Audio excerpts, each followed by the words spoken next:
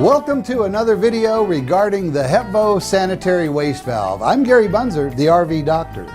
In this video, I'd like to show how simple it is to install this space-saving, odor-eliminating upgrade in any RV. Let's take a look at the HepvO kit. Here's the size indication. Make sure it's the same size as the P-trap you're going to replace. 1¼ inch is used primarily on lavatory sinks and 1½ inch for everything else.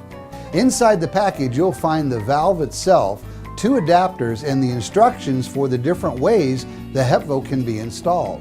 In some cases, an additional male or female ABS adapter might also be needed. Notice the directional arrow here on the valve and these molded ribs.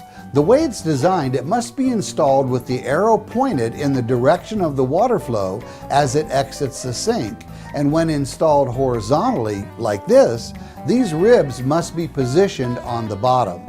Unlike the standard P-trap that must hang directly below the sink, the HepvO valve can be installed either horizontally or vertically and as far as 5 or 6 feet away from the sink. That makes it possible to route the drain piping over to the corner of the cabinet like this, out of the way of your stored gear.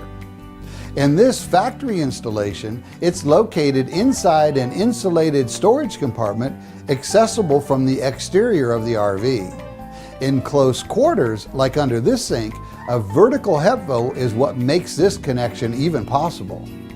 Slide-out kitchens are rarely deep enough to house a standard P-trap. Here, the HepvO Sanitary Waste Valve is the only reason why this feature works. The HepvO kit also comes with a couple other useful fittings. Use this straight line adapter when mounting the HepvO valve vertically, and the 90-degree elbow adapter when installing the valve in a horizontal orientation.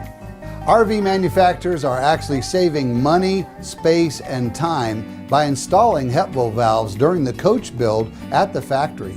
And now any RV can be updated since HepvO sanitary waste valves are available in the RV aftermarket. No special tools or equipment are necessary to install a HepvO valve. In some applications, it's just a matter of removing the P-trap and inserting the HepvO. But if you're removing a slip joint to make a threaded connection, however, please remember to use an appropriate thread sealant on the HepvO threads in place of the original rubber seal. So there you go, folks. Thanks again for watching, and I'll see you in the next video.